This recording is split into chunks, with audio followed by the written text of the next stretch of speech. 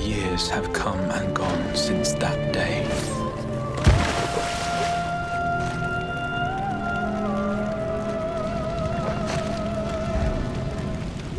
How many years have I waited for this moment?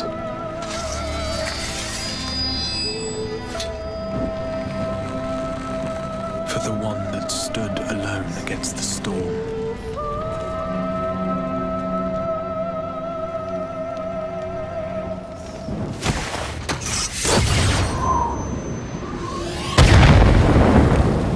For the one they called.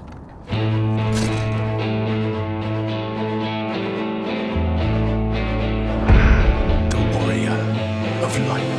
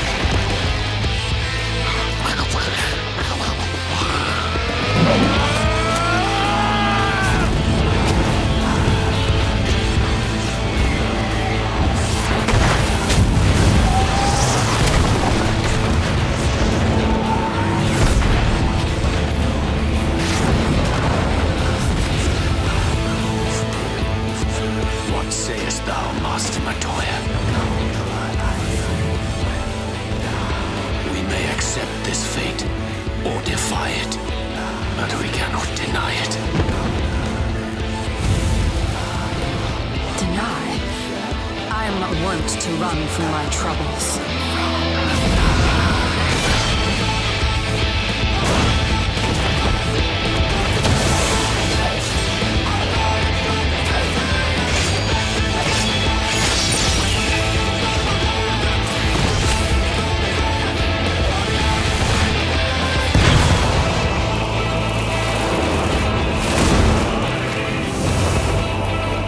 Until our friend returns, I will hold the line.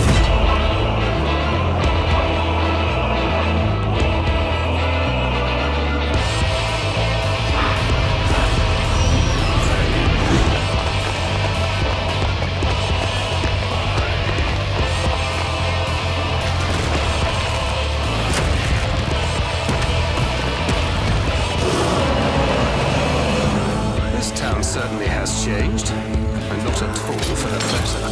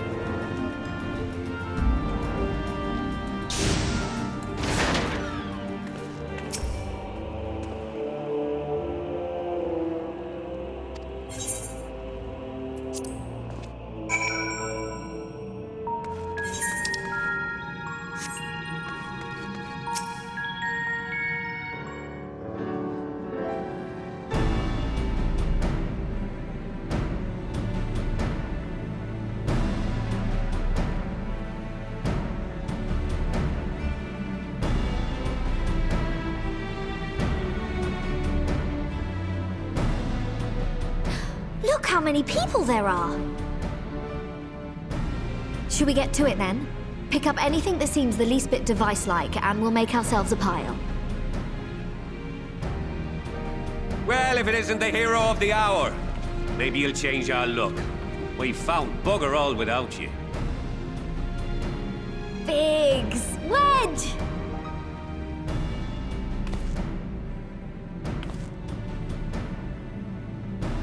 Aye, aye. Well, we could hardly say no to a call for aid from the Scions.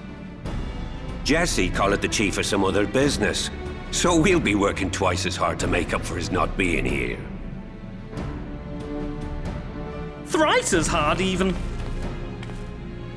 Thank you, both of you. I'm sure we'll find that beacon in no time.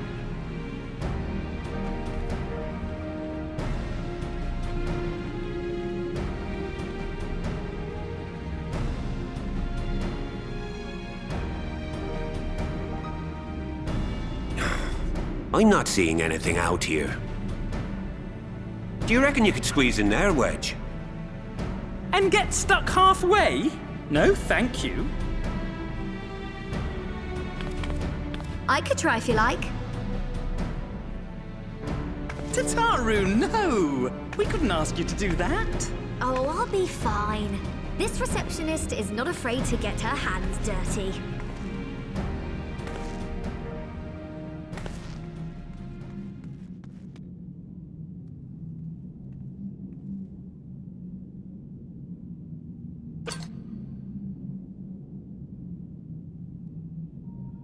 Sorry, I meant to say, the scholars haven't finished their preliminary assessment of the site yet, so we're not supposed to venture too far in. What's that you got there? Now that looks promising. Isn't that the Ironworks symbol? Counterfeiters? Now I have you. You are right. What's happening?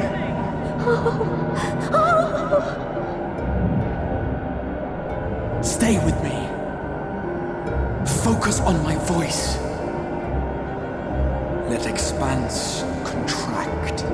Eon become instant. Wait, this must be it. The device. Oh, this is supposed to happen. Throw wide the gates that we may pass. Oh, safe journey, warrior of light. Find our friends and bring them home.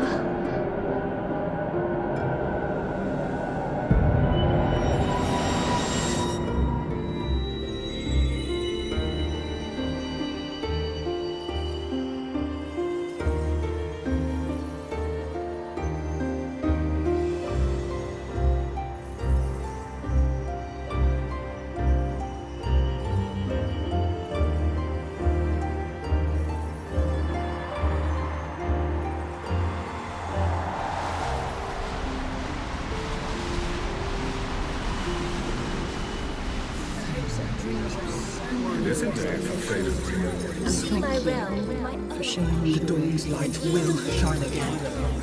Oh, do not look at me so. You're slaves to a tyrant. There's no freedom in that. This is one battle you cannot fight. Away with you. Your spirited accounts always comes in welcome. We did everything right. Everything that was asked of us, and still it came to this.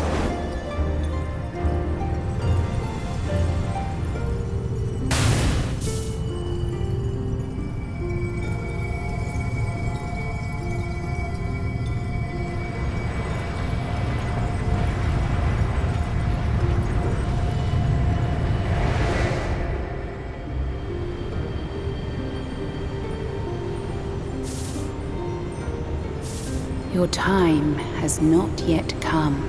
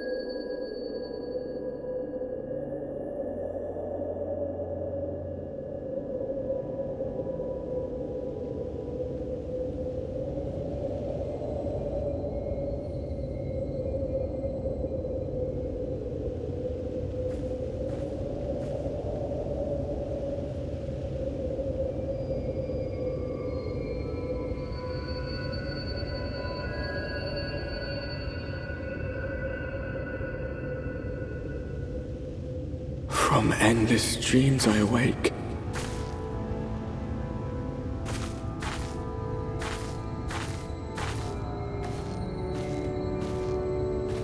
Something vague, yet urgent, calls me to action once more.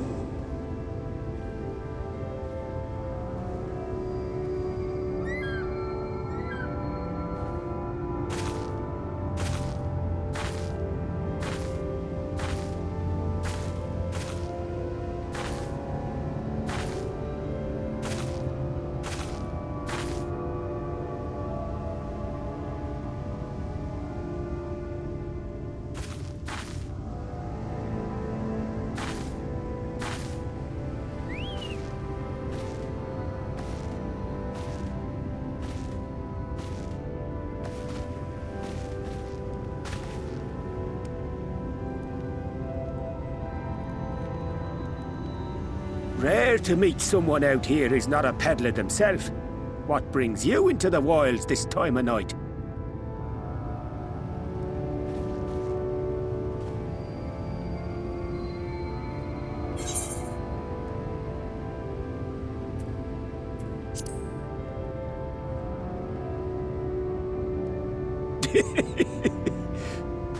Well, if it ain't the oldest joke in the book.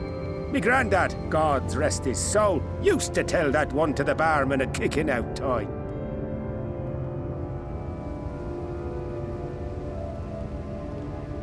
And when, pray tell, did we last have a dark night? You rotten old drunk, you, he'd reply.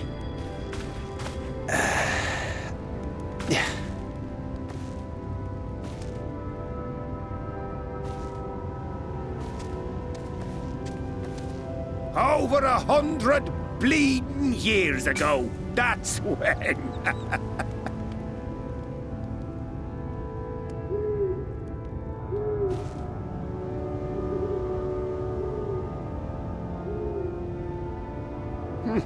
You got that look down to a T. I'd almost think you meant it. Ah, got to you, did they? Poor beggar. That explains it then.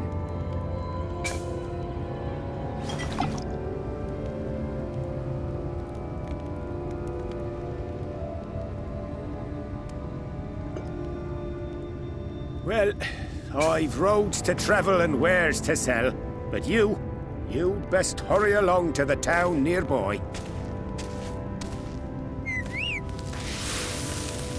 Just head east through the trees and aim for the Shining Tower. You'll find the place soon enough.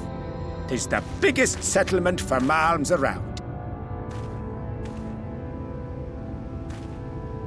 Go on now, friend. They'll take good care of you in the Crystarium.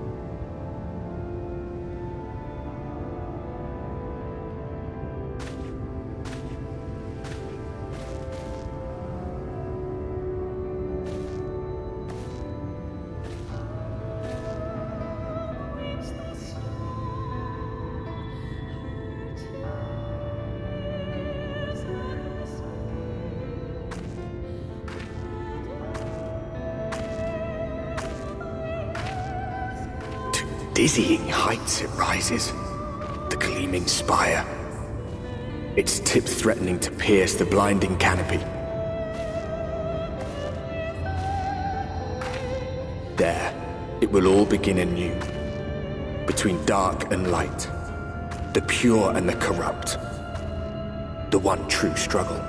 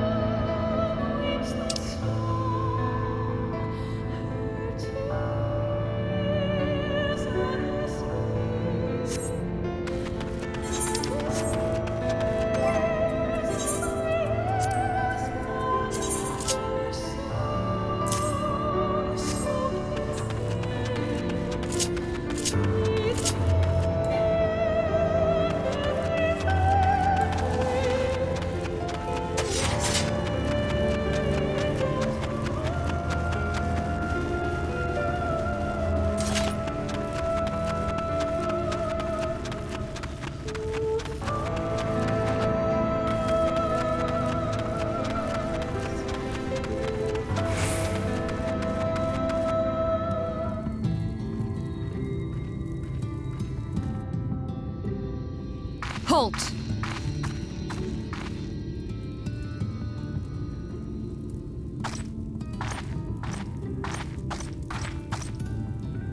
Every face in this city I know. Yours, I do not. This is the threshold of the Crystarium, stranger, and I am its gatekeeper. If you would enter, you will answer my questions.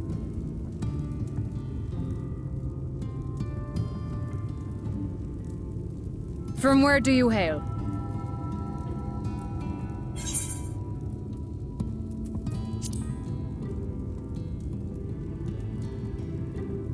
Do you take me for a fool? No such place exists.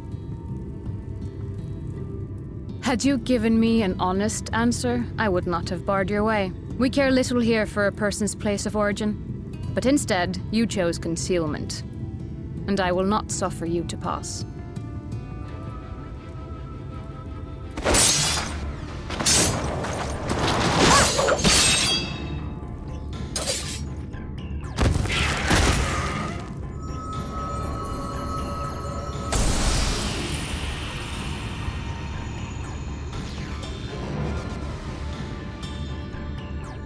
That one had eaten.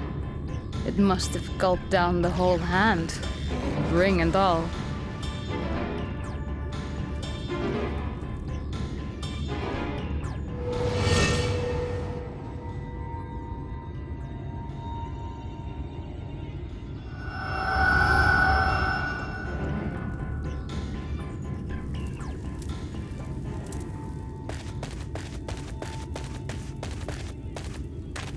Everything all right, Captain?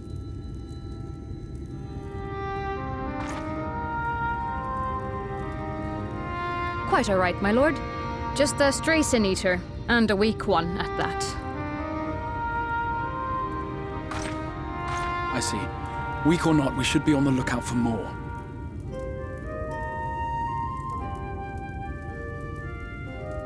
But I see you've met my guest.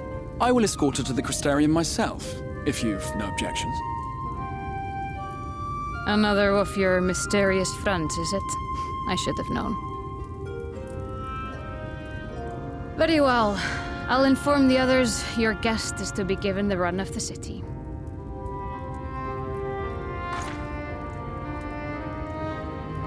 Pray forgive my less than cordial welcome. May the rest of your stay with us be a pleasant one.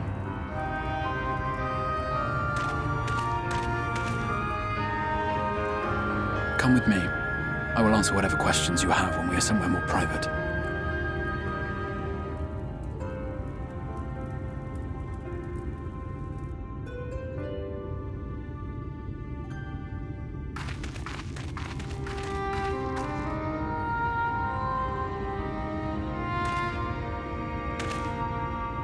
Right then, before we plunge into the wheres and wherefores, let me first thank you for answering my summons.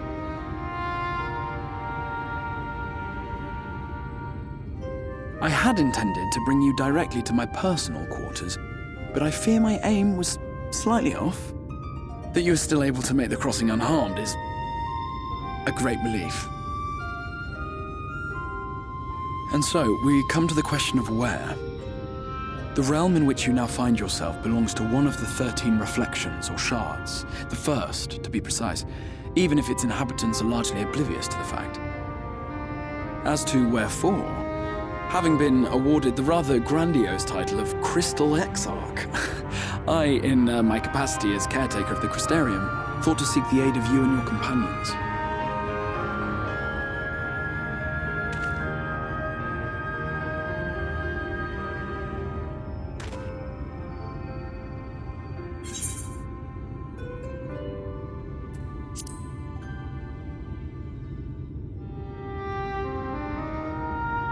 An inkling, yes. I can only beg your forgiveness. Matters here forced my hand. But all shall be explained in due course, I promise you. Let us begin with the glaring skies up above.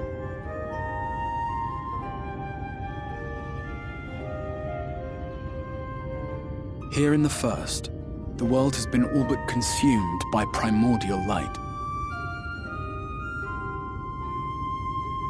It began a century ago, by this realm's reckoning.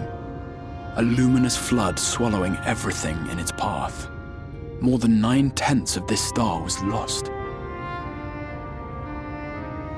And the fortunate few who survived are hounded by abominations born of that catastrophe even now.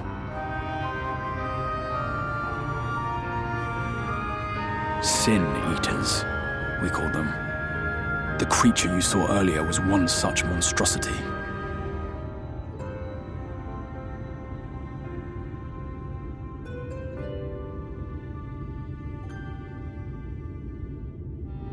It was to save the first from this menace that I learn to bridge the rift between worlds, that I might call upon the aid of the greatest of heroes.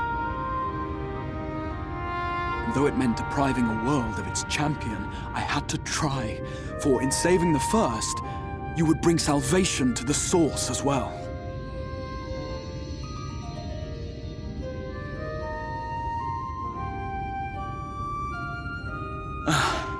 But what manner of host harangues his guests in the middle of the road? Let us continue our talk within the Crystarium.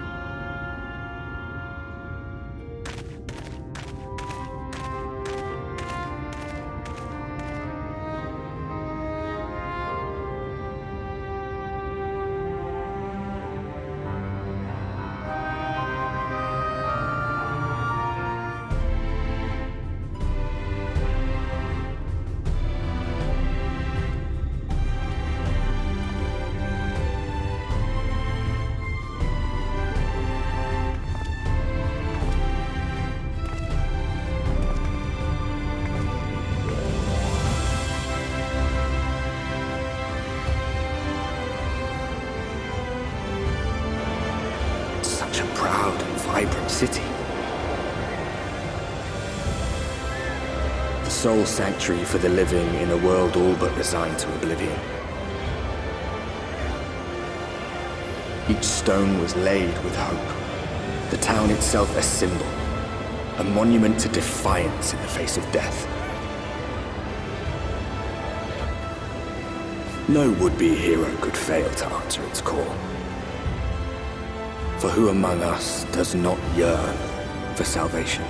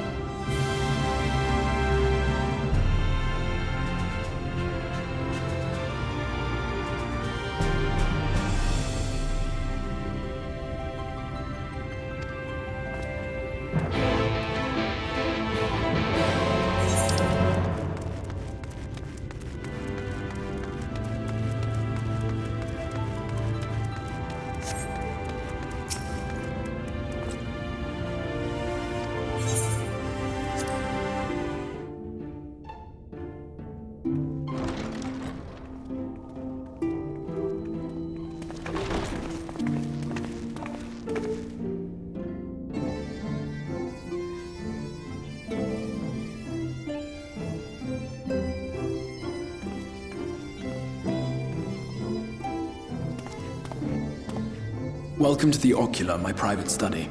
We can speak here without fear of being overheard.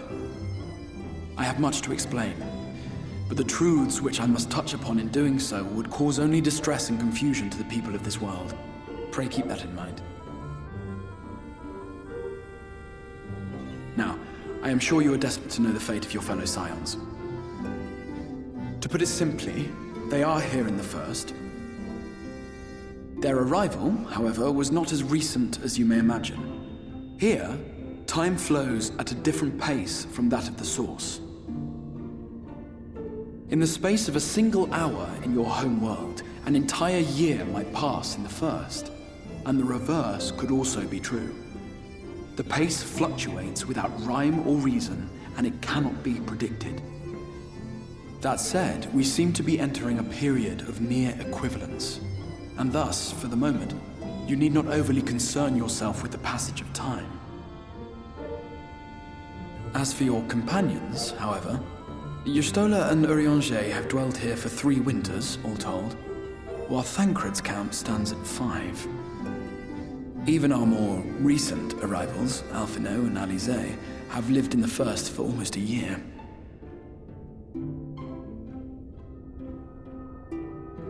My intention had been to summon only you, but the art of reaching across worlds has proven exceedingly difficult to master. Thus it was that my fumbling hand closed upon those to whom your fate is most closely bound as well. As they were not the object of my summons, their transference was incomplete. Though they may appear to possess corporeal bodies, they are, in truth, merely spirits that one can see and touch.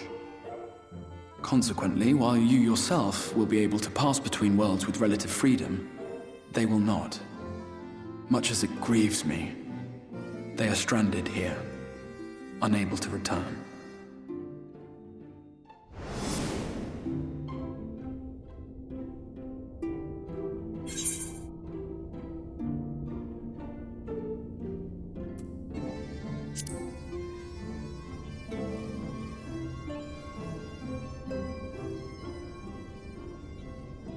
We spent every waking hour searching for a way to reverse the summoning. In the beginning, at least. As you may have surmised, however, our efforts met with little success. And then we all but abandoned the endeavor once Eorzea shared with us the vision he had witnessed during his journey through the rift. In that chaotic no-man's land between realms, time and space warp and blend in unexpected ways. What Eorzea saw was the future, that which would one day come to pass. In his vision of tomorrow, the first was rejoined with the source. This collision of worlds brought about the 8th umbral calamity and the deaths of countless multitudes. Amongst those who perished, Eorzea clearly saw the fall of the Scions' mightiest champion. He watched you die.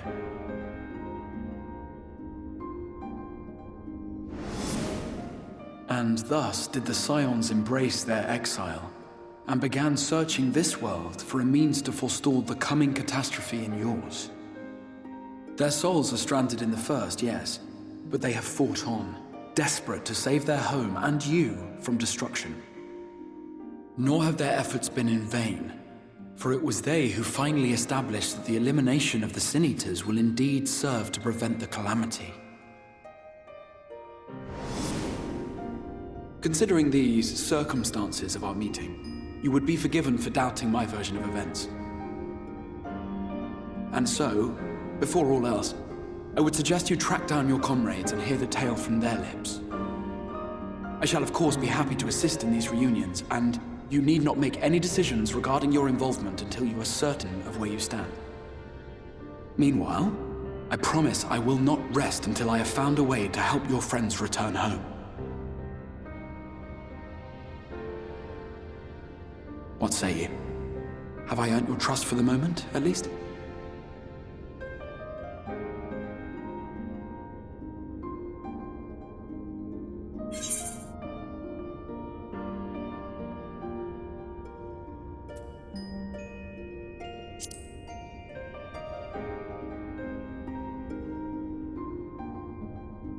Excellent.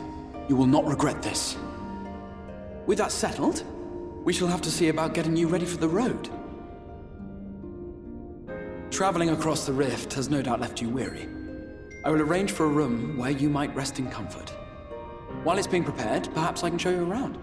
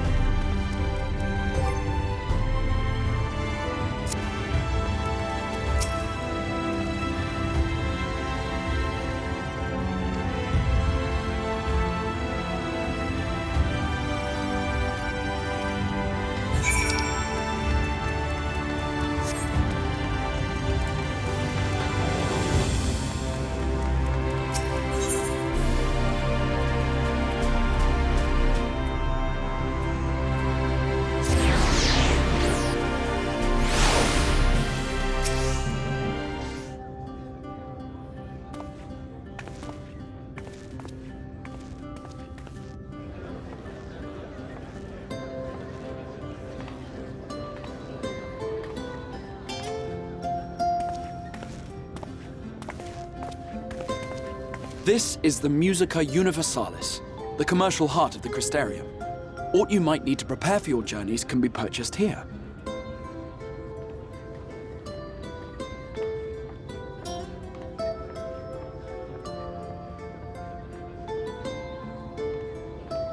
Ah, yes. You must be curious about the currency.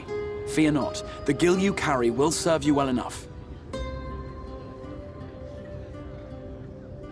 Each nation once minted its own coins, but was all a jumbled mess following the flood. After much debate, the local merchants eventually elected to revert to the old ways, wherein a coin's value was decided by the worth of its metal. As for a unit of measurement, we agreed upon the term gil, a word borrowed from coins uncovered within the Crystal Tower here. And as our traders peddled their wares across the land, so too did our usage of gil become common practice. From what your stola tells me, a standard coin from the source equates to exactly 1 gil here, or near enough not to matter. Our way of life has benefited greatly from the artifacts we recovered from the tower, some of which may be familiar to you.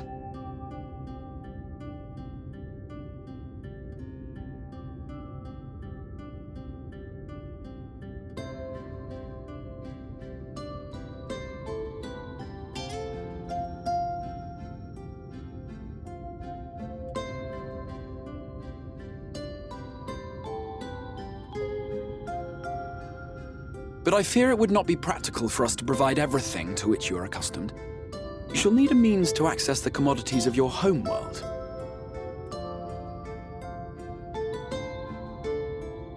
Avan Kerm Sin? Yes, I'm here! Of course I'm here! What amusements do you have for me today? My dear Feo Ul, paragon of pixie kind. For you, I have the most vital task. This fine lady is a friend from a distant realm. And we have need of a means to ferry things back and forth from her home. Might you be able to assist us in this matter?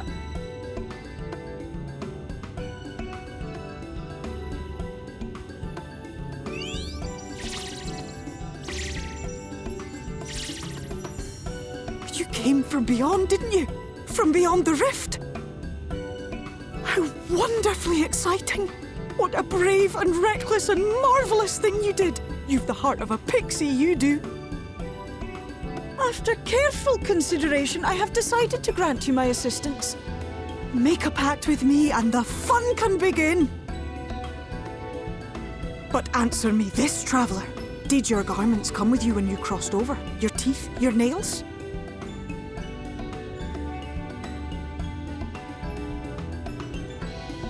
Just as I thought! Then you've a good stout connection with your home through which all your belongings, great and small, may easily pass.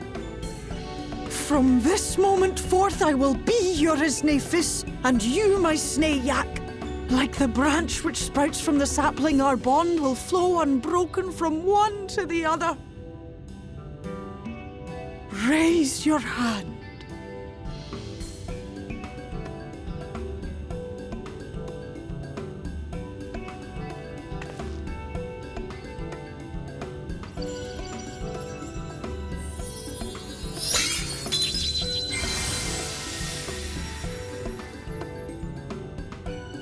Tis done. We are bound now, dearest sapling. Come then. Make your request. Tell me your desire. I wish to visit this world of yours. Mayhap a message to your friends in the Source to inform them of your safe arrival.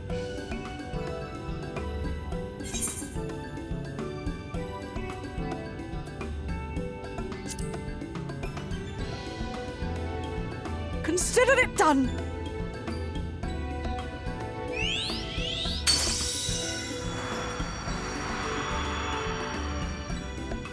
As you heard, that was Feo Ul of the Pixies.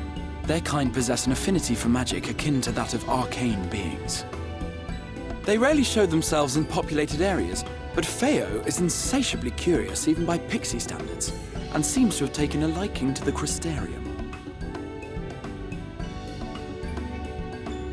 Right, we were going to organize a room for you, weren't we? Come along.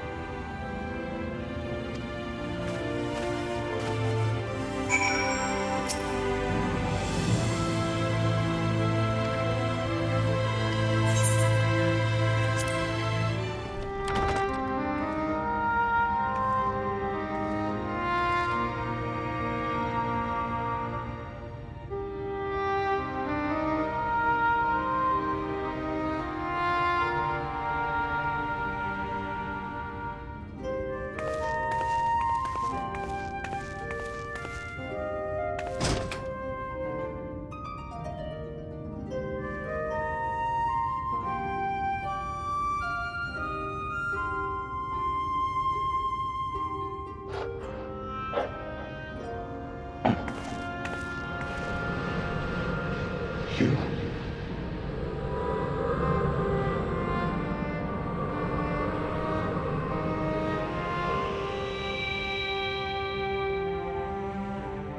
I know you. You're the warrior of light from the Source.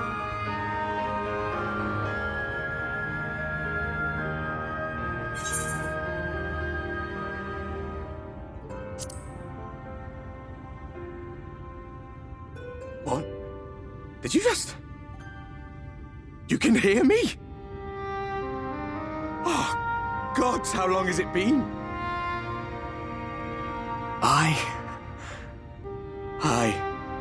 That was what I called myself in your world. The Warrior of Darkness. My real name is Ardbert. I used an alias in the source, a daft one, looking back. If you recall my tale, it was my comrades and I who caused the flood.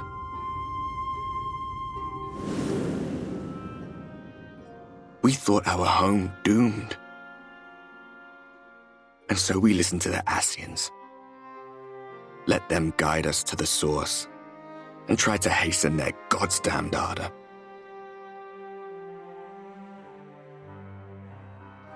I remember when we fell, defeated by you and yours. I remember our audience with Minfilia, how she listened to our pleas and returned our souls to the First.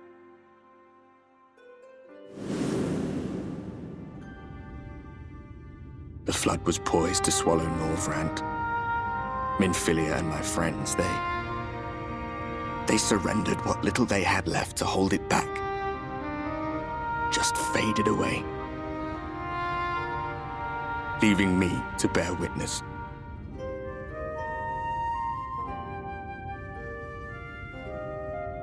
Tell me, do you know the year? How much time has passed since we caused the flood?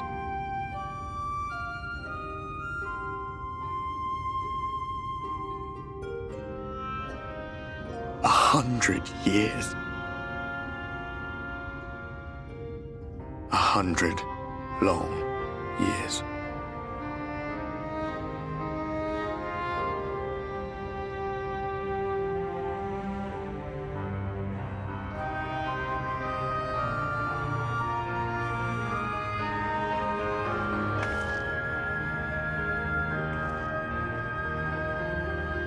My hands find no purchase. My gestures catch no eye, and my pleas, be they whispered or screamed, reach not a single ear. I am a shade, cursed to do naught but drift.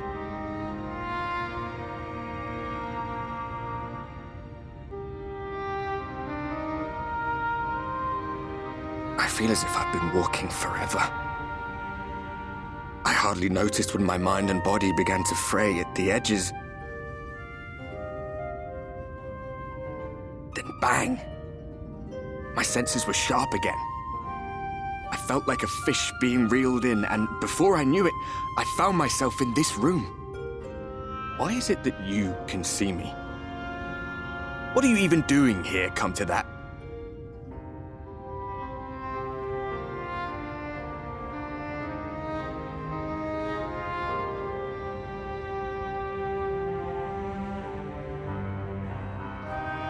You were summoned to save the First. A waste of time. This world is beyond saving, like those who try to save it. Muddled as my mind may be, I've not forgotten that. But if fate has brought me to you, the one person in this God's forsaken world who can see and hear me, then perhaps there is a reason I endured. If I can find out why I was left behind, then maybe I can bring this journey of mine to an end.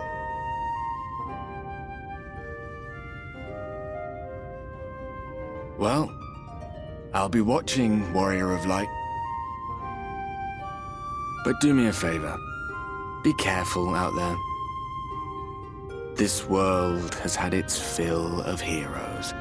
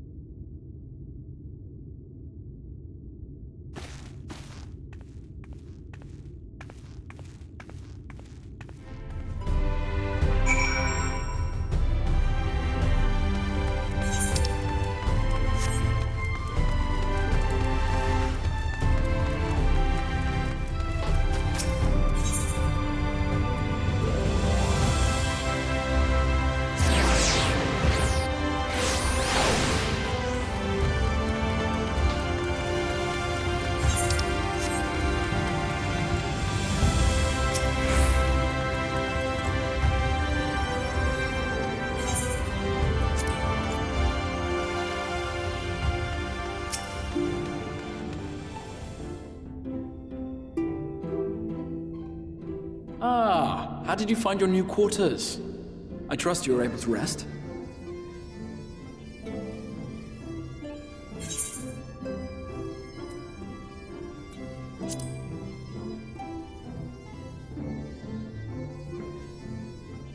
That is good to hear. Should you want for anything, pray let me know. Now, let us return to the subject of the Scions' whereabouts.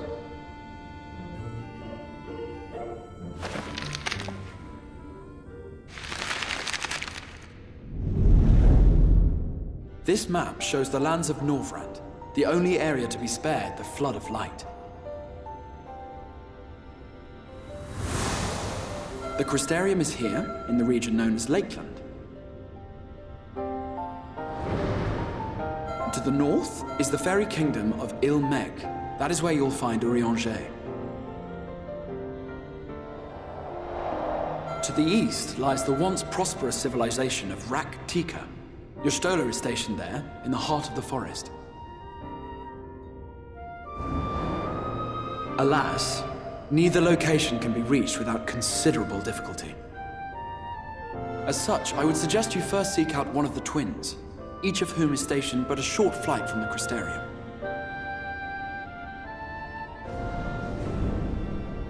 Alphino is on Calusia, an island off the western shore.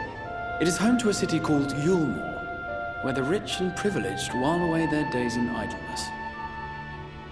For his part in furthering our cause, Alphino journeyed there to meet with the citizenry and forge alliances. From what I hear, he has since kept himself busy gathering information around the main settlement. Alize, meanwhile, traveled south to the arid wastes of Armareng. They lie upon the very edge of the inhabitable world, where the Flood of Light was halted. Those who dwell there live in constant fear of attack by the Sin-Eaters. In contrast to her brother, Alize felt that her energies would better be spent learning about the enemy, and thus she sells her services as a guard, both to hone her skills and gather information on our foe.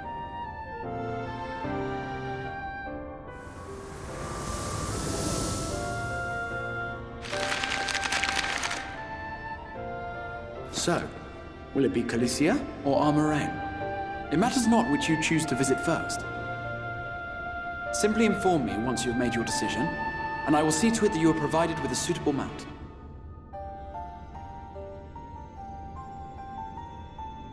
Ah, but you must be wondering about Thancred. He has taken up with a new companion, and is presently engaged as a wandering hunter of Sin-Eaters. Being ever on the move, his whereabouts are often difficult to ascertain, but I am certain your paths will cross ere long.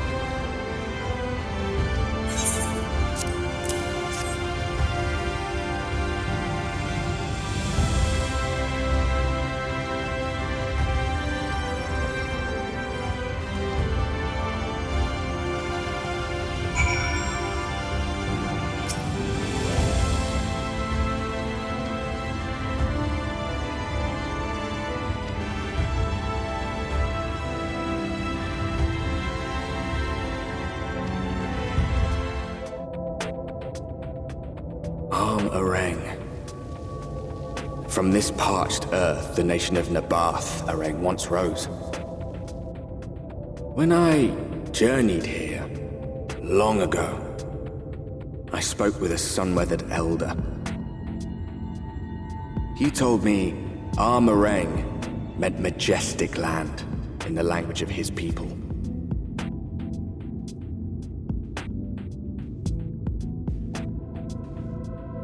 And so it might still be, were it not for the light's unrelenting onslaught.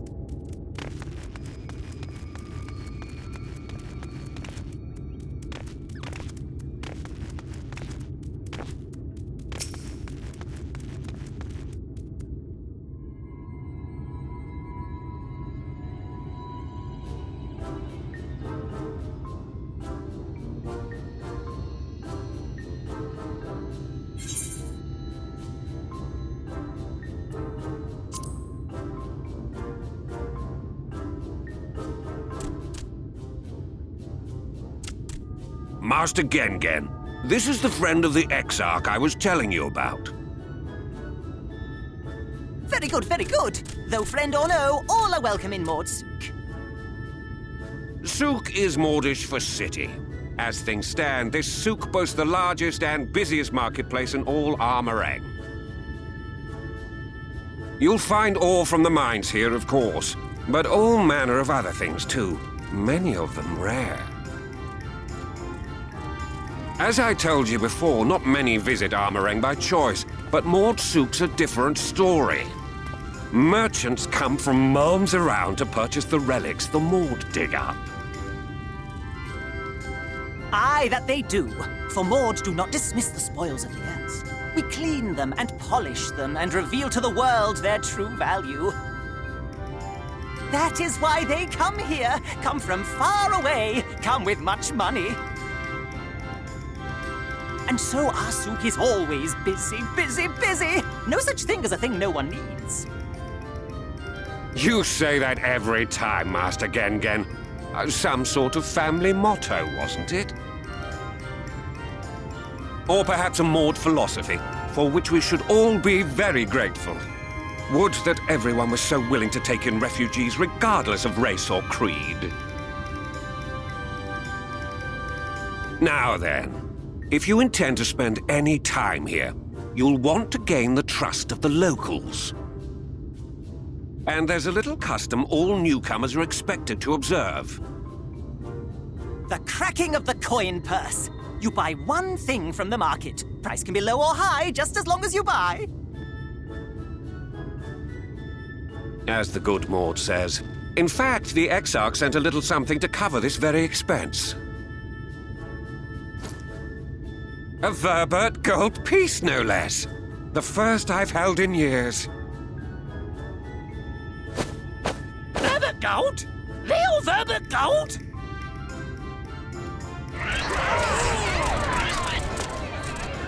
Here, newcomer! Crack your coin purse with me! Oh no, you want my goods, newcomer. I have jars and pots all smooth and shiny.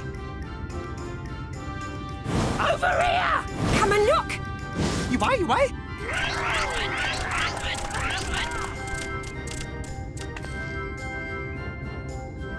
Enough of that! Calm, I say! This one must still journey through the barrens. Nothing bulky, nothing heavy, no pots! Nothing better for the road than a full belly. Spend that piece at Ronron's place, yes? Eat for 3 before you leave.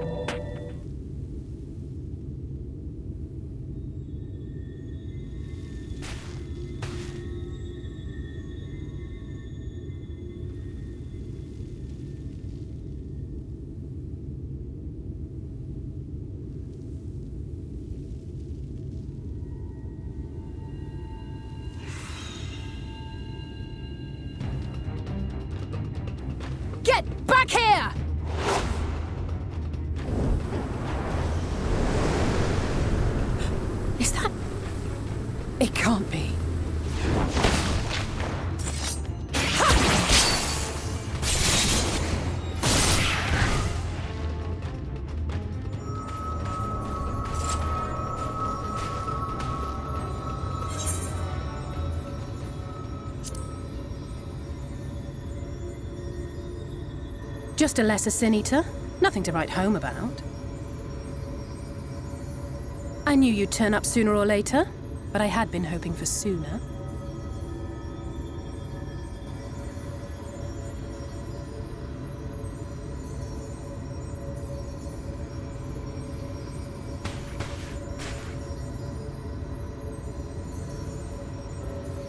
How are you?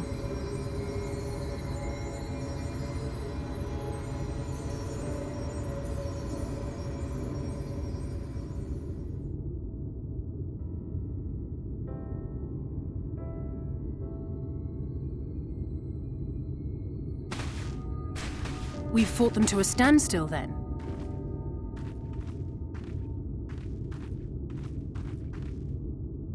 The Exarch did say that the Empire seemed to have drawn back when he last looked in on the source. But without knowing for sure how fast time was passing there, I couldn't help worrying that a lot might have happened since then. I'm heartily relieved to hear that it hasn't, just as Alphino must have been. As you can imagine, both he and Eorzea were desperate to hear the news from home when I arrived. I haven't actually seen Thancred and Y'shtola yet, but they will have heard all the latest developments from the Exarch by now, or should have at least.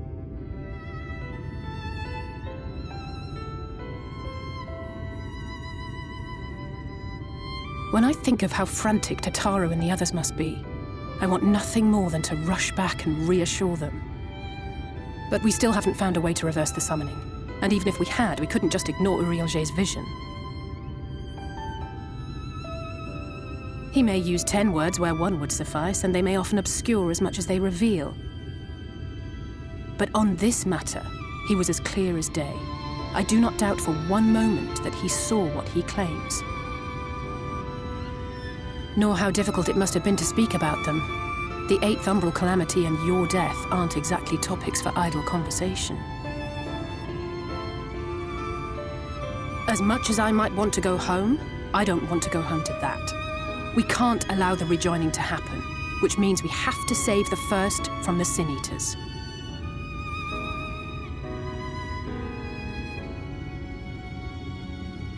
That great wall of white is a remnant of the flood.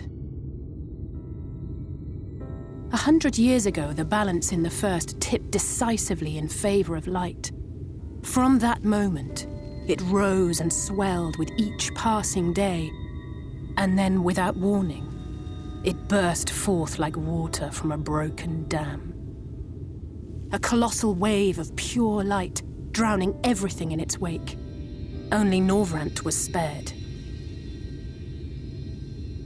For the most part, living things are composed of ether of various different aspects. But when exposed to such a flood, their etheric harmony is shattered, and their natural form breaks down.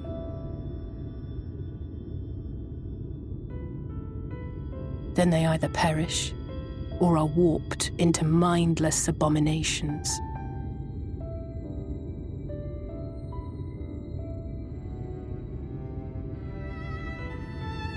Yes, that's how the Sin Eaters came to be. They were once living creatures, or people, that were caught in the path of the flood. Once the change is wrought, there is no going back. In that instant, they are gripped by an insatiable appetite for ether, and will happily gorge themselves on any living thing within reach. But even that is not the worst of it. The stronger Sin Eaters can plant light in us, like seeds in soil, corrupting our ether and triggering the birth of new monstrosities.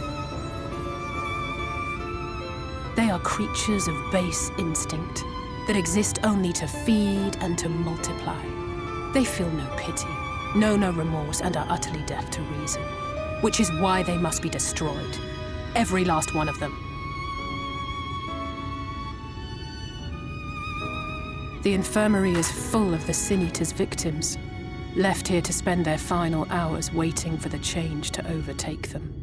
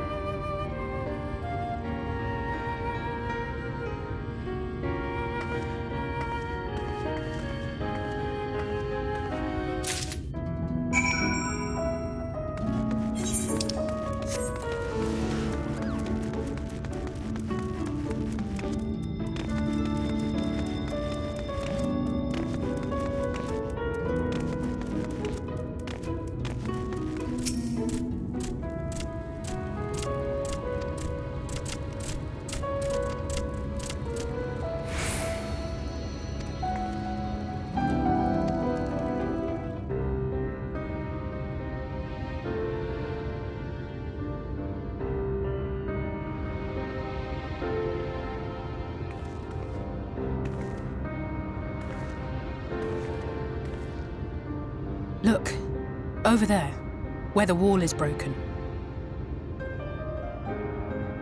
Do you see what lies beyond? That's what the land became after the light flooded in. An empty white nothingness.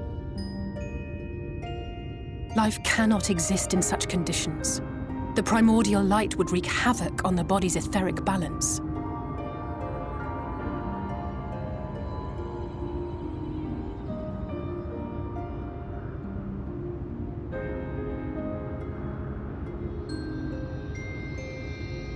That nectarine you bought, it's Halric's favorite fruit.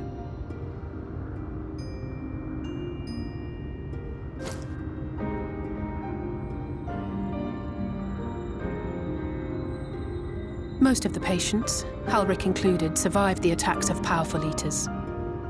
But their fate was sealed all the same. The monster's corruption has entered their bodies, and their very essence is being subsumed by light.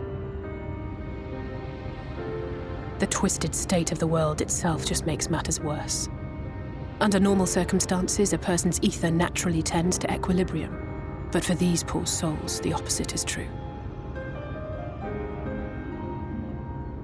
Sooner or later, every single one of them will turn.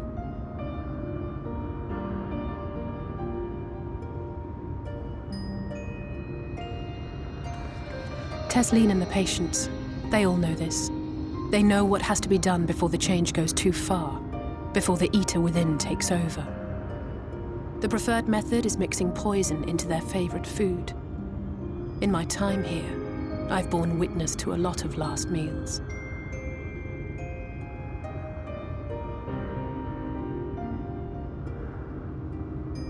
I feel just as helpless as before. No matter how hard I fight, it's never enough.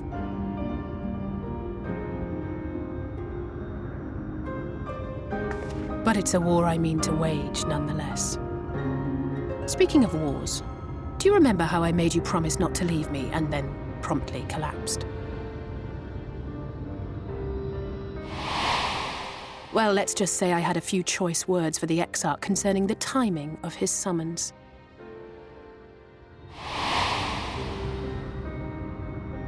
But even if the fault lay with someone else, I couldn't shake the feeling that I'd abandon you on the battlefield. So I swore that I'd make up for my absence there by making a difference here. And that's what keeps me moving forward, even when things seem hopeless.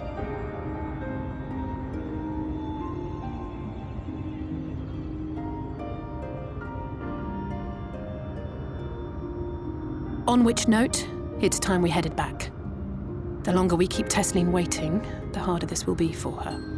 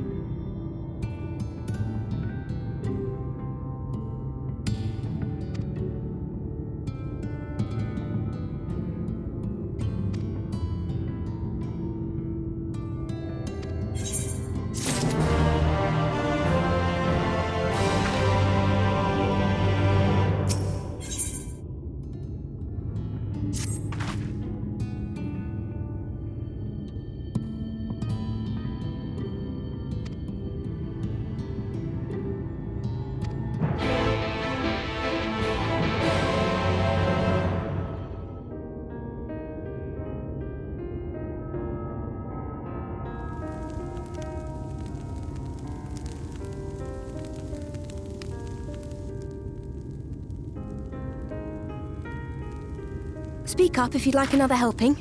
I made a little bit more than usual today. And you've added something special to the broth, if I'm not mistaken.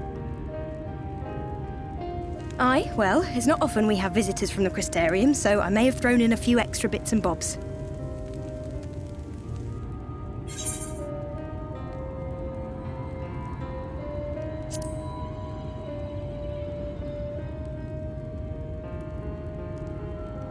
Oh, it's nothing, really. And we do so rarely have guests.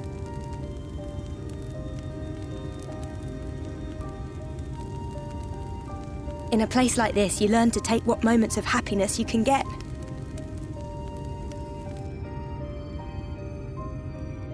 I remember when I first came here with my mother. She was showing the early signs.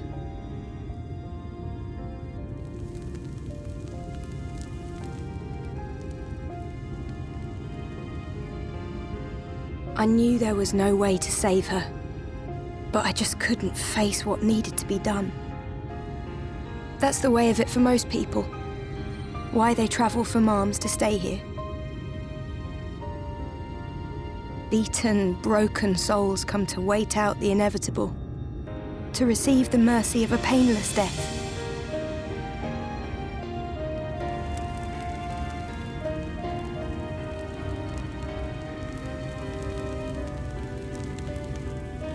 When my mother finally left this world, I was mad with grief, but also thankful that her passing was a peaceful one.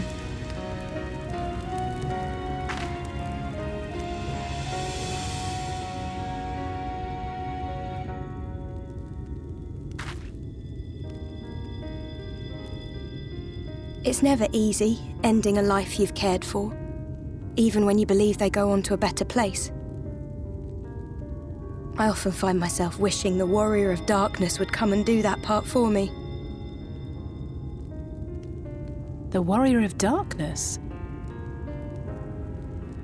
You've never heard the tale? I'm not sure where it began, but every child in Norvrent could tell you a version of it.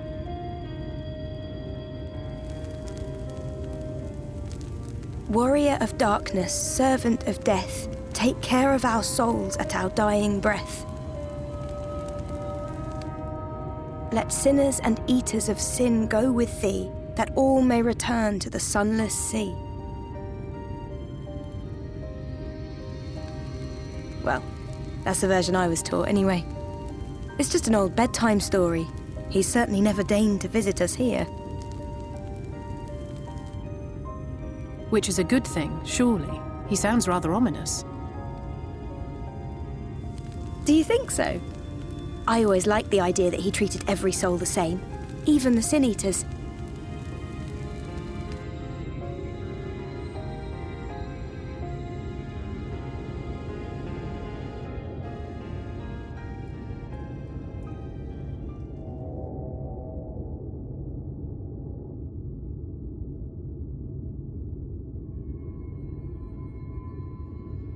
They're coming. Desleen! Have you seen Halric? I swear, I only took my eyes off him for a moment.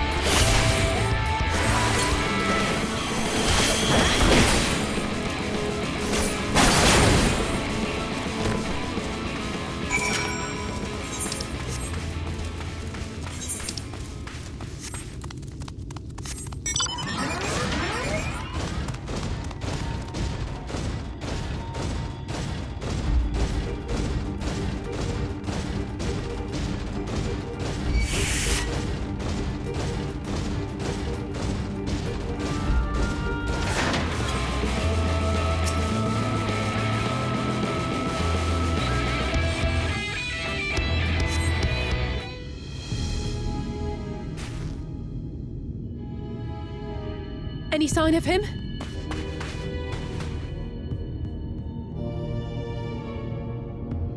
No luck then. But he surely can't have gone far. We should keep looking. The Sin Eaters are out in force, and if we don't find him soon, you can be sure they will.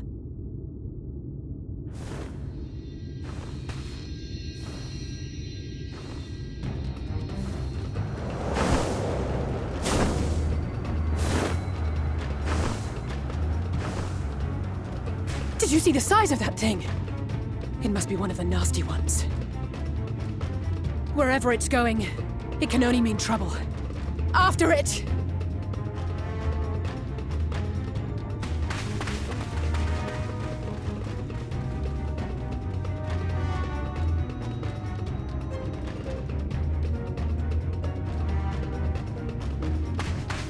There it is! Is that... Oh no!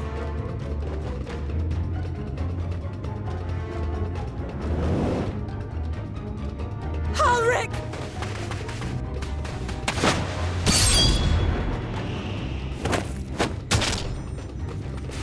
We have to run!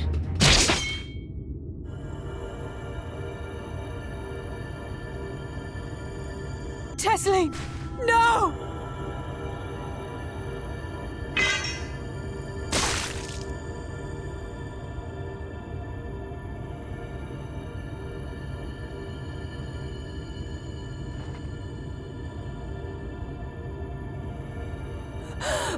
We all deserve happiness, wherever we can find it.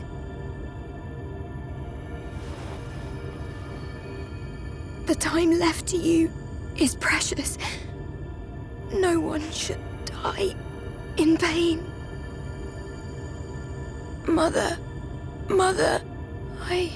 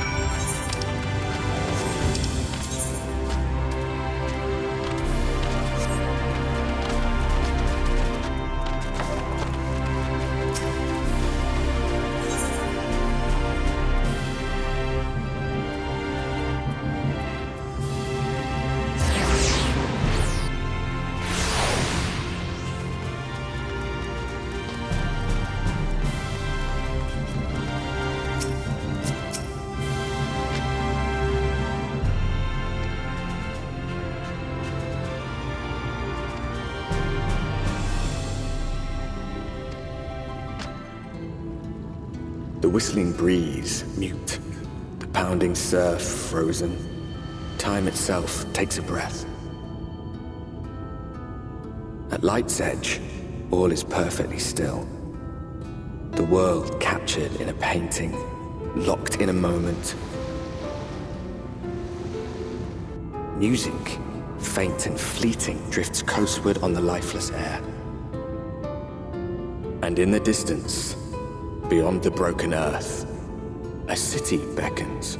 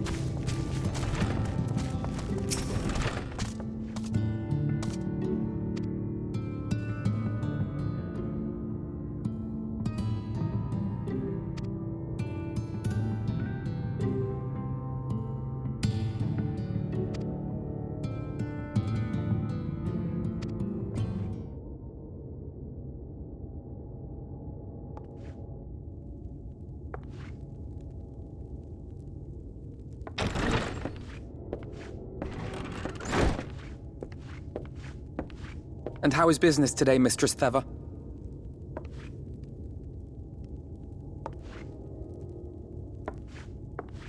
Oh, frenetic. Look, I have a new customer.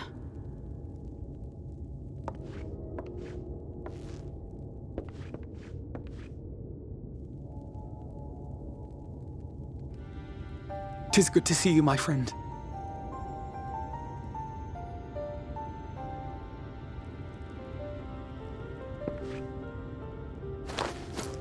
The barley seeds you wanted. They should produce a better harvest than the last. What, just like that? Oh, Alfino, you really are a dear. Well, I'd best be tidying up some of those empty shacks before the pests move in. Keep an eye on the place while I'm out, eh?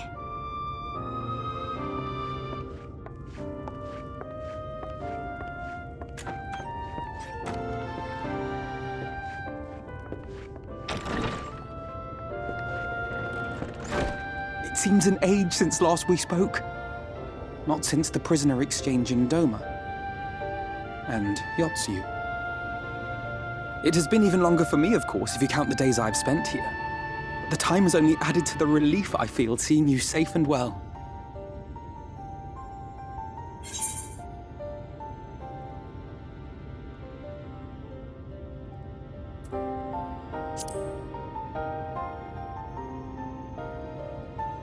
Huh. Alize said much the same thing. I don't think I've ever had such a scolding. But I believe an exchange of news is in order. Come, tell me of your arrival and all that came before.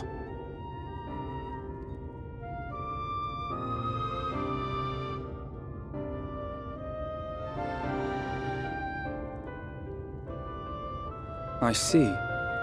Both the Exarch and Alize told me what they knew of events, but I had stubbornly clung on to the hope that all-out war might yet be avoidable. And poor Tataru.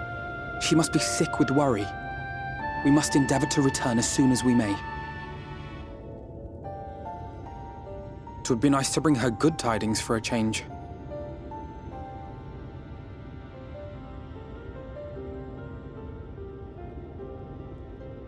But before we bid this world farewell, we must first ensure that it is not rejoined to the source. We must prevent the 8th Umbral calamity. Urianger's vision of the future has, I fear, every chance of coming true. By his description, the catalyst for the calamity was a formless and deadly weapon employed by the Garlean Empire.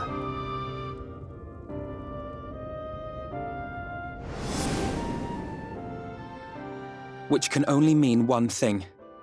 Black Rose. Gaius was telling you the truth.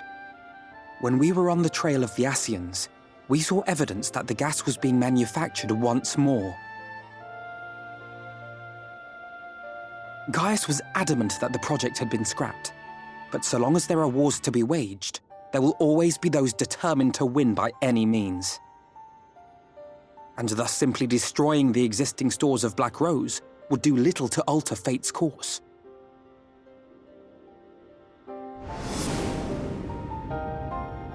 In that sense, our involuntary journey here to the First was something of a boon. Together with the Exarch, we've developed a theory as to how we believe the rejoining will be set in motion. I'm sure Urianger himself will cover the subject in more detail. But I can tell you the process requires that both worlds, the Source and the First, be facing an existential threat. One being Sin Eaters, of course. They are a menace that I would dearly love to remove, and not just to avert a calamity. I may be a stranger to this world, but I will not stand idly by and let innocent people be slaughtered.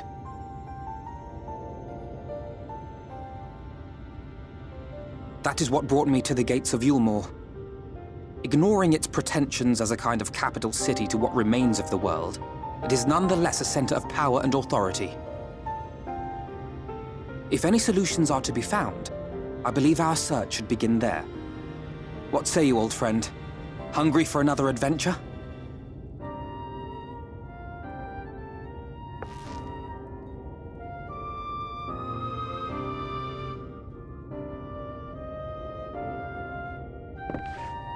And so we take to the road once more.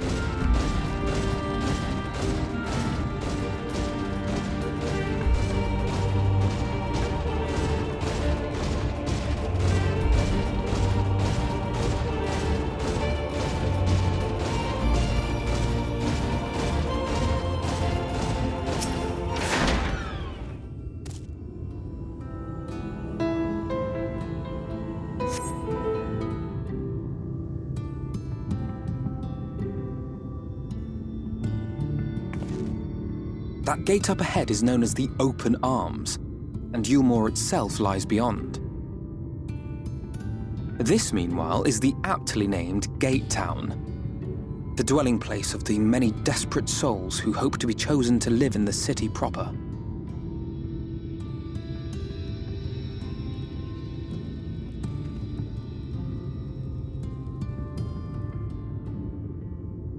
Ah, I thought I recognized you. Brought a new friend, eh?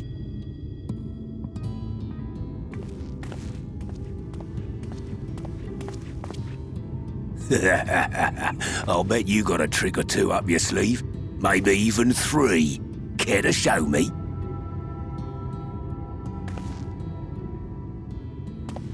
She's not here to compete. Leave her be. What? I was only making conversation.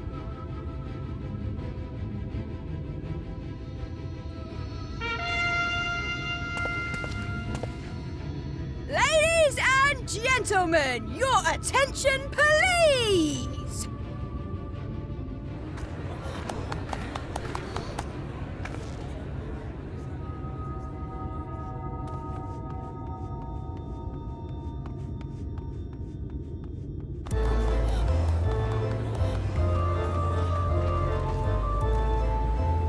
Greetings to our hopeful petitioners, one and all! Yulmore extends its warmest regards. Let it be known that a lady of distinction wishes to dine on fish divine. We seek a master culinarian who can guarantee seafood perfection. Dazzle the matron with your delicious dishes, and life in the city will be yours to enjoy, even on days when fish is not on the menu! Who among you will answer the call? Name yourself or another. We may not at all. Fish, is it? Was there anyone? What about that girl? Do you recall how I said Yulmore was a center of power and authority? Well, that is not the only reason for its fame. It is also known as the City of Final Pleasures. The noble and the wealthy who survived the flood gathered here to live out the rest of their days in decadent abandon. A poor man could sooner pass through the Iron Needle than Yulmore's gates. The only way the common folk can enter this perverted paradise is if they fulfill the whim of one of the privileged, and so they are picked over like market produce.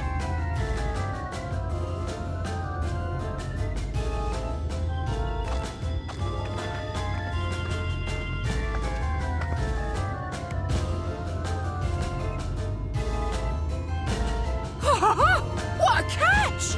We'll not be throwing this one back. Having seen your all too obvious charms, we welcome you with open arms. Come, join us in the City of Splendor and live out your life in an ecstasy of endeavor.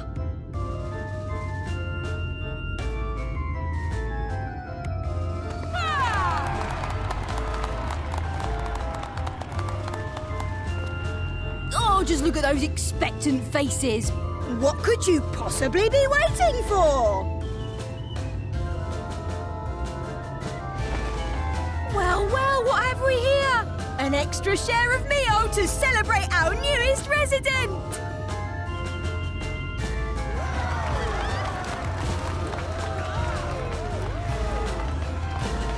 For you! Ah, at last! Enjoy! Thank goodness. Meal is a foodstuff which Yulmore routinely doles out to the people of Gate Town, and apparently a staple for its citizens as well. Many here rely on it to survive in these times of scarcity, yet the whole arrangement just seems... well, let's just say it leaves a bad taste in my mouth.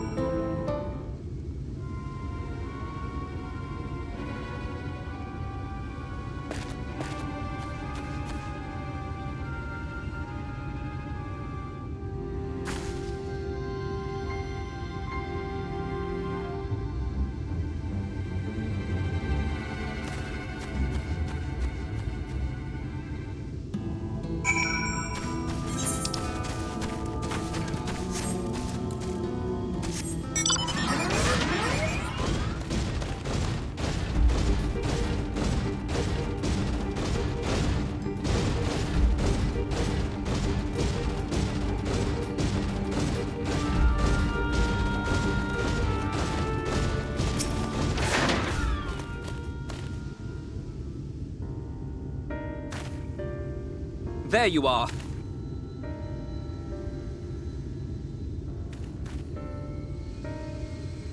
The thief who claimed the harvest on my behalf. Hand it over. Well, forgive me. I have to get into the city.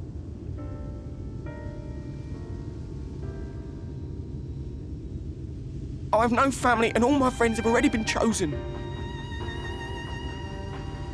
No one here gives a damn about me. When the meal gets handed out, I'm lucky if I get a smell of it. No matter what I do, they won't call out my name. I'm so tired, I'm so bloody hungry. I thought maybe I could steal your idea, get in that way.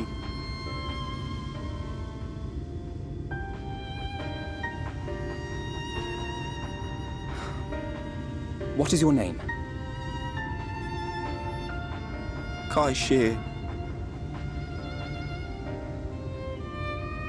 Tell me then, Kaishir, must it be Yulmore or nothing? What of the Crystarium?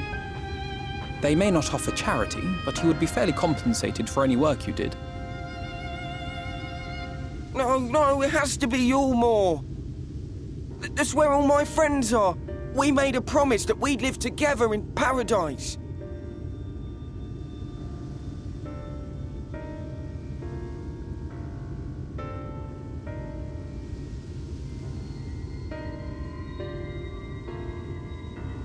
I was to make my deal with the Ondo at the Clave. Listen carefully, and I shall tell you my plans for the business, and how best to arouse the Yulmoran's interest. You'll give me your place? Just like that? I'm giving you a chance, nothing more. What comes of it is entirely up to you. I understand. Oh, thank you, thank you!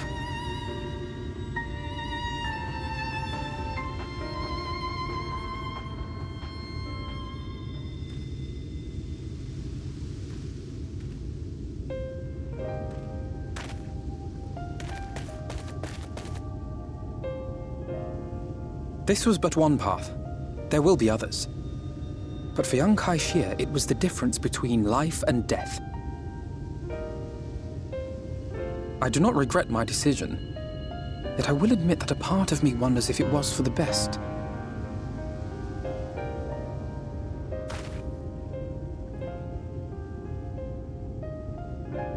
We strive to bring swift salvation to this world, that countless lives might be saved, not least your own. Even if it came at the cost of one man, should I have forged on regardless?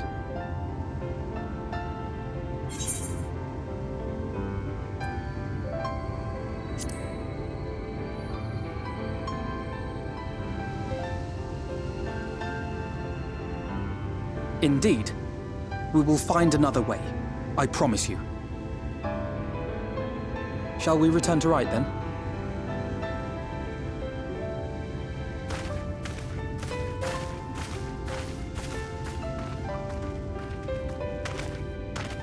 Is that...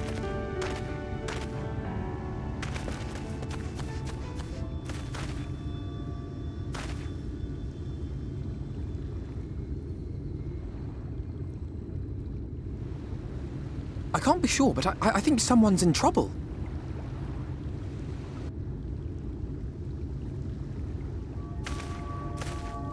Come on, they may need our help.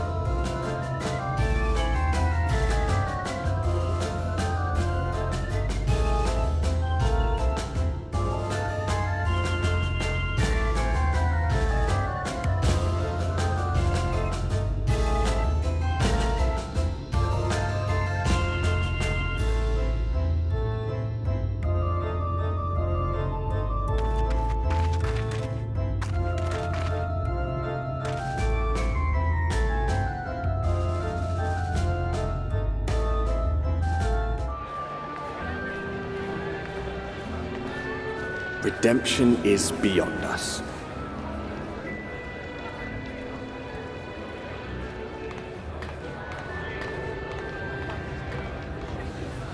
The lament of all but saints and fools, and the comfort of the lords and ladies of this accursed place.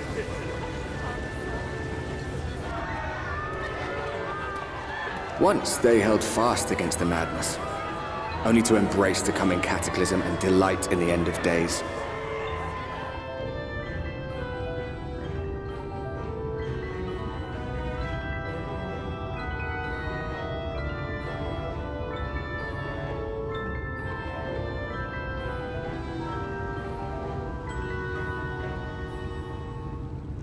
Perhaps in rapture they seek to lose themselves and the misery they share. Or perhaps for them alone, the promise of eternal pleasure really does hold true.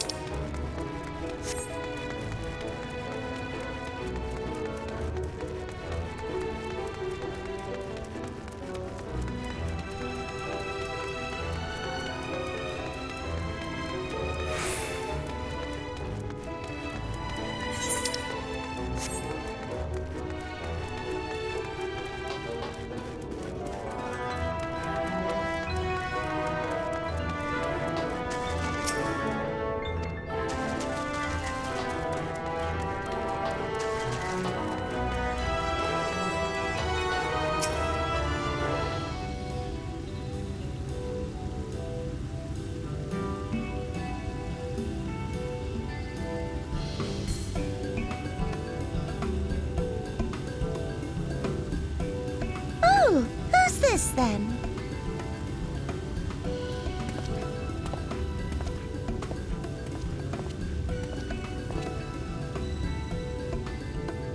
Lord and Lady Chai, pray forgive our intrusion. I am given to understand you were in search of an artist. Ah, you must be the new, Oh, goodness me! What an adorable boy! That silken hair, those pearly cheeks, oh, and you even smell wonderful, like a bed of flowers.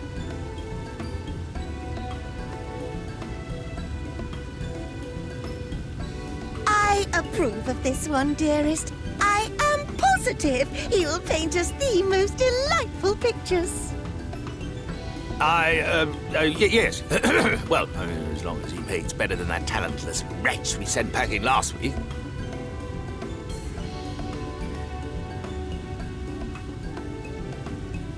Wonderful, wonderful!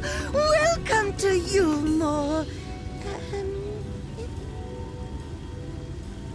Alphino, if it please you, my lady. And this is my assistant.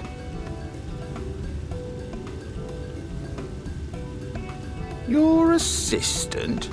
I've heard of folk bringing in family members, but this seems a bit irregular. Aren't you a little young to have a protégé? We are family in all but name, my lord. Though we share no blood, we have stood by each other through life's many challenges, resolved to prevail together or not at all.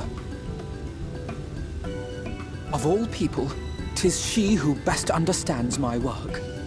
With her unique insight guiding my hand, the art I create is sure to satisfy your expectations. Once the picture is begun, of course, I shall have no need of constant encouragement. And so I wondered, rather than her being in your way, might it then be permissible for my assistant to explore the city she has so longed to see? Out of gratitude for her priceless contribution to my art, I thought it only fair that I make this humble request on her behalf. Oh, did you ever hear of such devotion?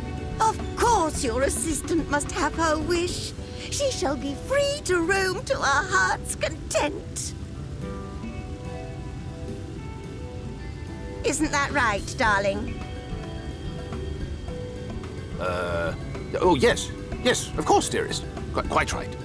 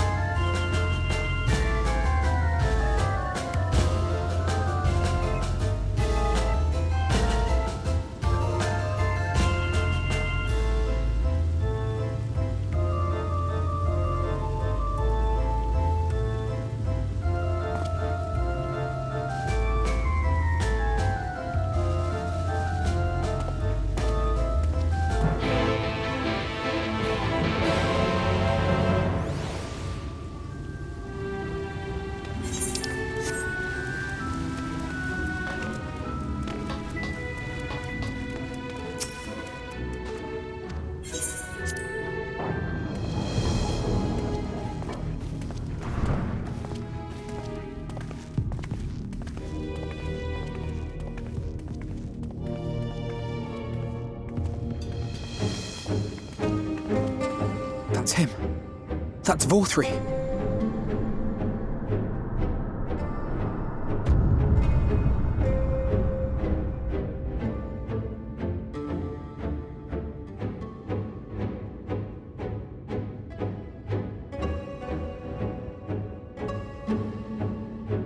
He is attended by Sin Eaters. But how does he keep them from attacking? Mercy! Mercy!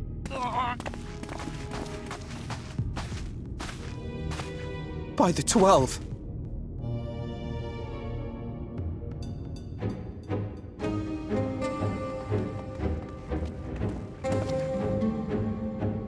Kaishia, what happened to you? Who are these impudent louts? I do not recall requesting their presence.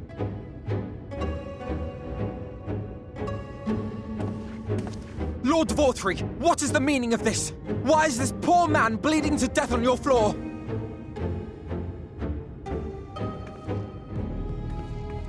Why? You ask me why? Because criminals must be punished. And this man is guilty of fraud. He came to us, claiming to be a man of business. Yet his subsequent conduct has shown him to be anything but. Yuri is a city built on love for one's fellow man. Those who have naught to give and live only to take are a blight upon our society!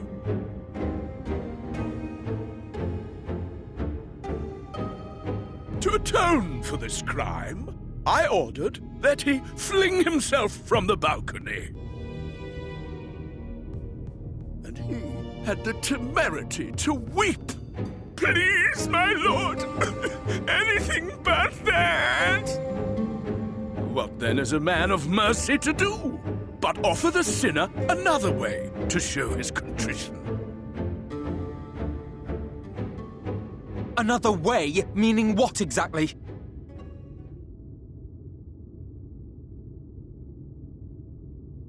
Sin Eaters are part of Yulmor's society, but they must be fed with ether. Living ether. So, I demanded an offering of flesh, carved by his own hand, from his own hide. And still, he could not do as I asked. A wholly unsatisfactory performance.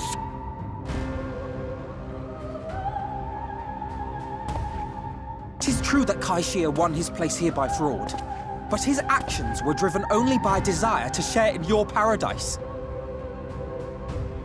That you would cast him out I could almost accept, but to humiliate him thus, to demand his very life? Is this truly the way of Yulmor?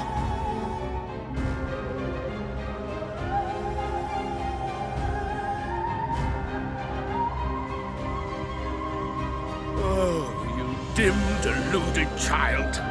Have you ever paused to consider what it takes to maintain such a paradise in this barren, broken world of ours? The guarantee of safety and stability. The knowledge that if one only abides by the rules, one has naught to fear. I alone can offer these things, for I alone can command the Sin Eaters. And thus am I alone the voice of justice, and any who oppose me, villains to be punished.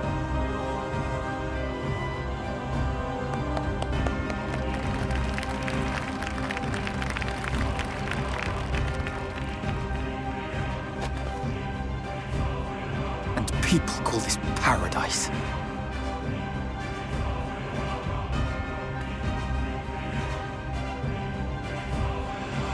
You were granted a place in my city for a particular skill. What was it? Painting. Oh, an artiste! then you shall paint a picture for me of Yulmore.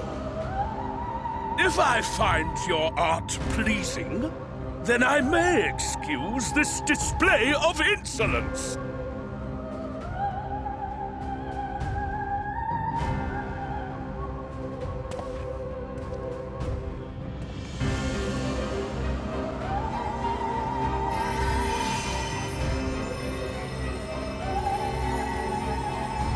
Who gave you permission to tend to that criminal's wounds? I told you to paint me a picture!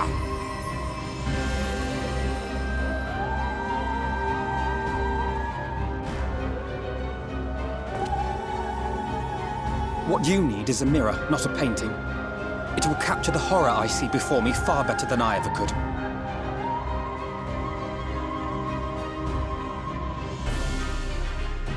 Can you walk? I think so.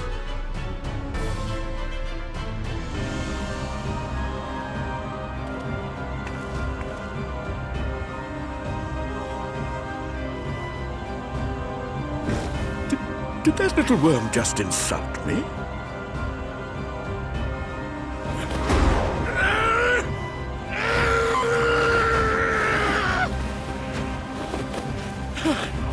I'll kill them! I'll kill them all! I'll enslave their minds! I'll torment them! Torture them! Then tear out their hearts!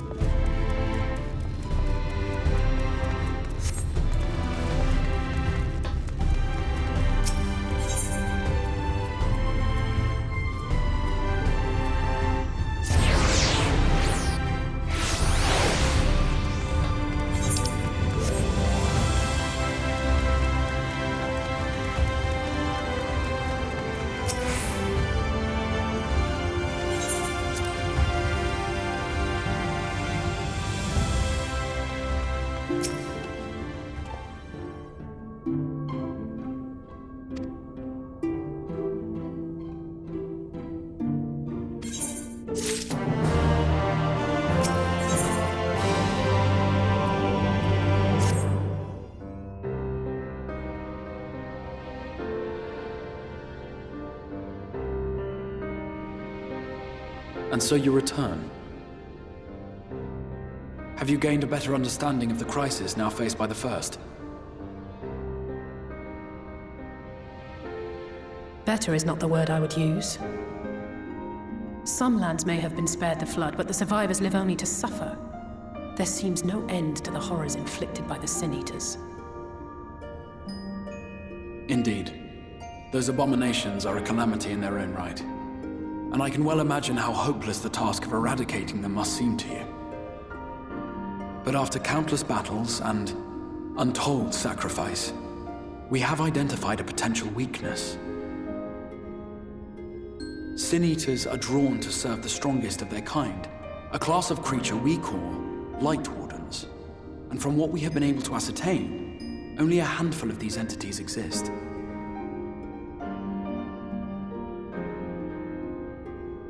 Just as an ant colony will perish in the absence of its queen, we believe that the death of a Light Warden will cause the lesser creatures within its sphere of influence to disperse.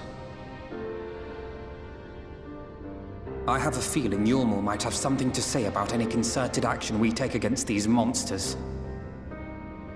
Vorthra's command over the Sin Eaters is integral to Yulmuran society. In seeming to guarantee his people's safety, it guarantees their obedience. He will not take kindly to us depriving him of such useful allies. Agreed. Thus we will need to occupy or otherwise divert his forces whilst we proceed with the business of eliminating the Wardens. Until we have done so, all other considerations must be set aside if we are to forestall the 8th Umbral Calamity.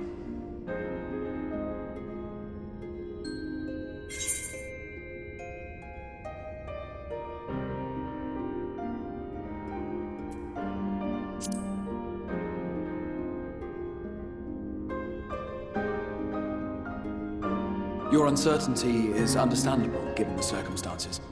Perhaps a more detailed explanation is in order. To begin at the beginning, then.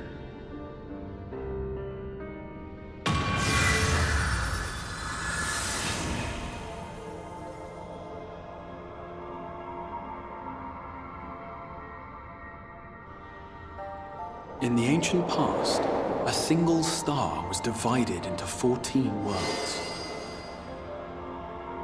This is the source, your home. These others are the 13 shards, in whose number we find the first. Though physically separate, they retain a connection to each other, and with the source especially.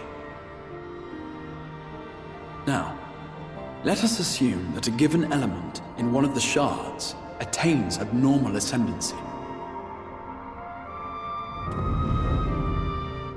Just as water will flow from the highest point to the lowest, the excess energy will begin trickling into the source.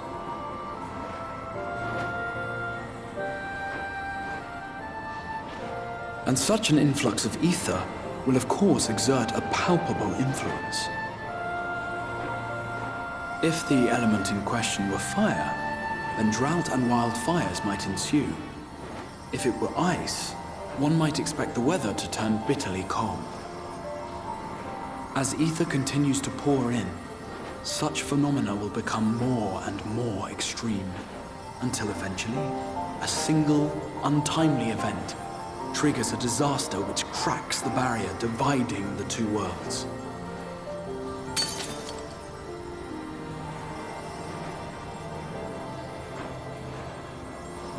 What was once a trickle now becomes a deluge, sweeping the shard along to be rejoined with the source. At the same time, the element which held sway in the shard is unleashed in full, its energies amplifying the original disaster to truly catastrophic proportions. An earthquake thus magnified might strike with enough force to shatter continents. A tidal wave might swell to a size capable of drowning entire nations. These devastating events are what we refer to as umbral calamities. 7 times has a calamity befallen the source. 7 times has a shard been absorbed.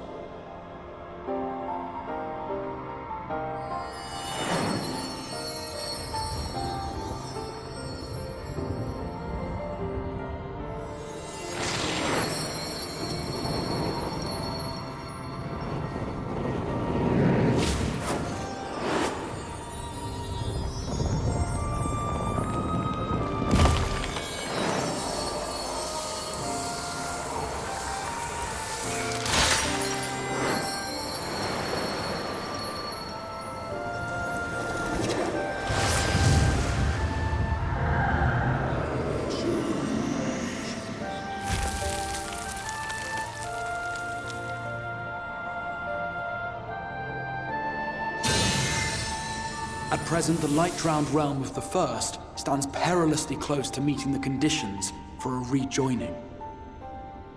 It is the Sin Eaters who are to blame for the Light's continued dominance.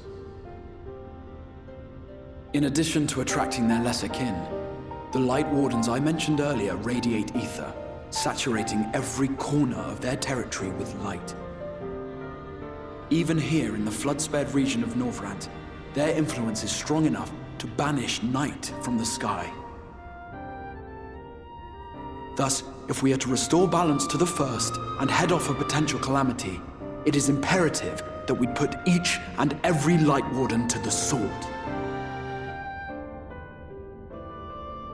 We've been doing our best to take the fight to the enemy ever since we first heard the Exarch's explanation. Though we have yet to claim any meaningful victories if truth be told. Apart from being confoundingly elusive, the Light Wardens possess a troublesome quality which compelled us to delay our plans until such time as you arrived.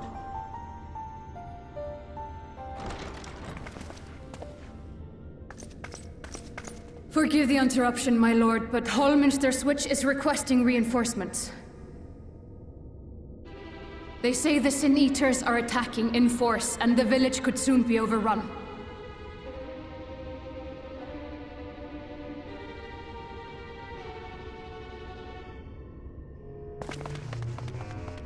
Alert the guard. We should be prepared in case the fighting reaches the Crystarium. You have command of our forces in the field, Captain, but hold off on entering the town until I arrive. That goes for Alphino and Alize as well. My lord.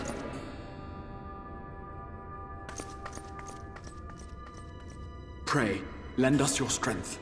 Such a fight will provide you with far greater insight than any explanation I could offer.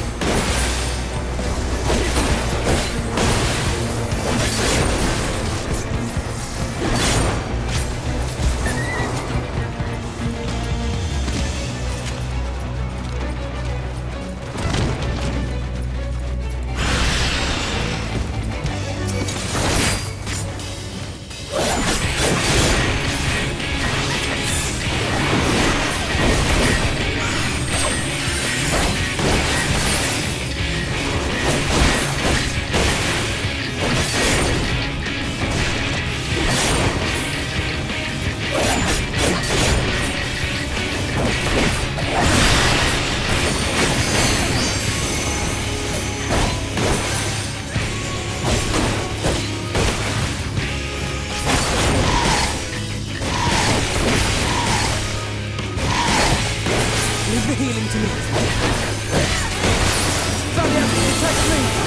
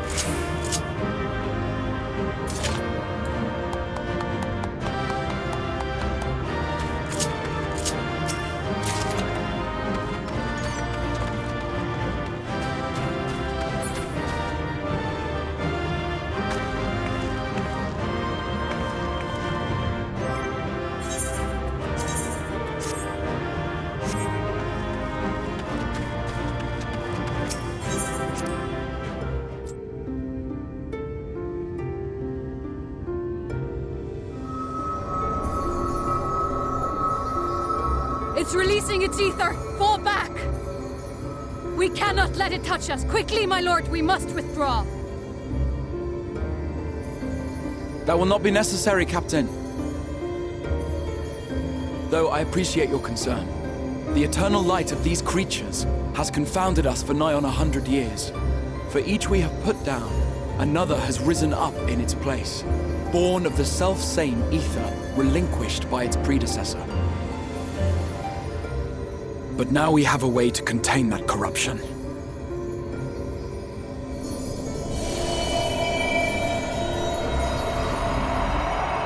The blessing of light, and the hero who wields it now stands before you.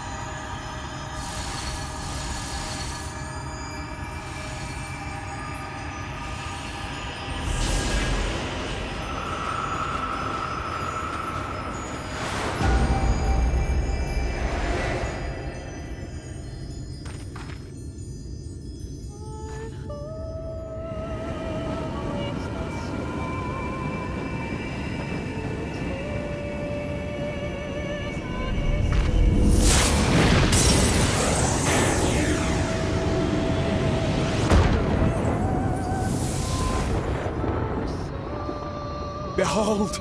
The monster's power is broken, and the world, twisted by its touch, returns to its rightful form.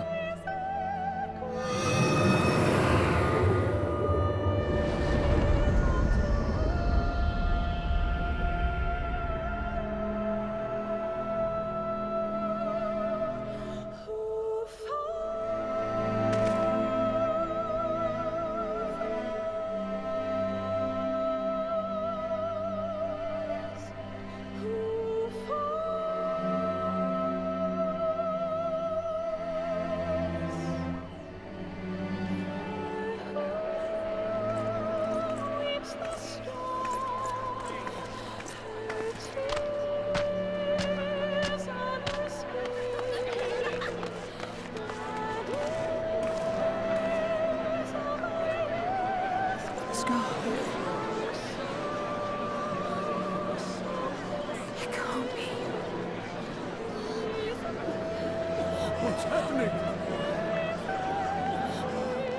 It's so beautiful.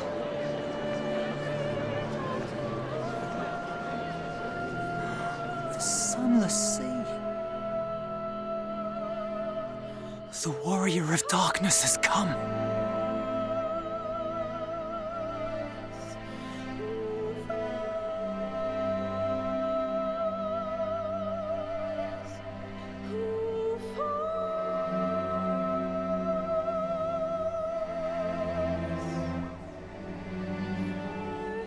Is that what I think it is?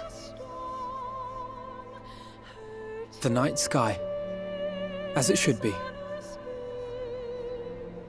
Who are you people? You killed a warden, then bathed in its ether as if it were a spring shower, and now the sky? The legends are true.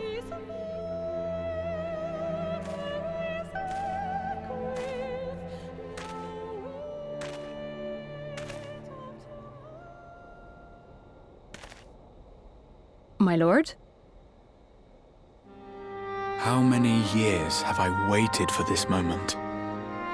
For the one possessed of her blessing. For you.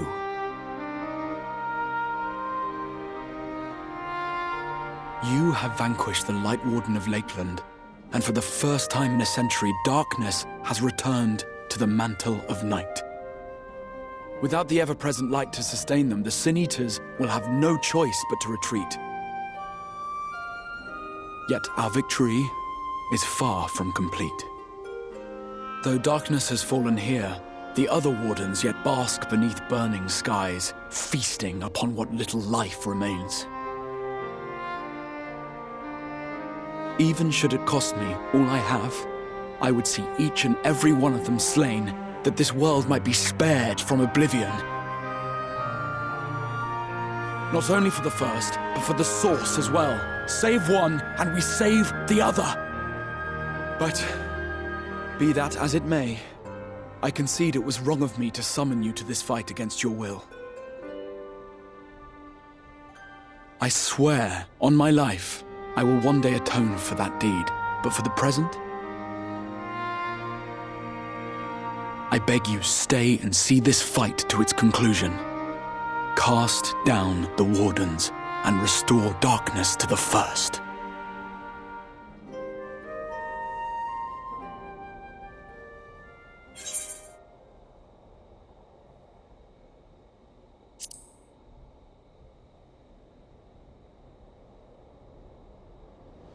On behalf of the First, I offer you my deepest thanks.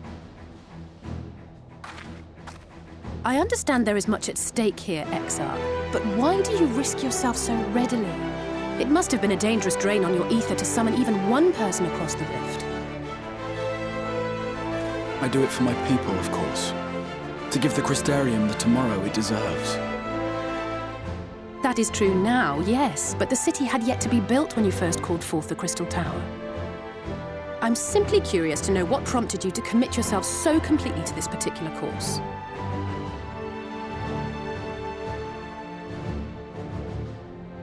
There are things which we can ill afford to lose. And I sensed from the first that I had a part to play in preserving them.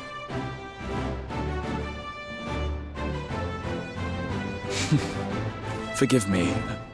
I fear the events of the day may have taken their toll. Despite appearances, I am an old man. One burdened with many difficult memories, some too painful to recall. Well then, I'm sorry for pressing you. It's a family failing, I'm afraid. One which has served us well more often than not. Needless to say, we will continue to fight at your side until the last Sin Eater is defeated. Come then, my warriors of darkness. Let us gather the surviving villagers and make our way back to the Crystarium.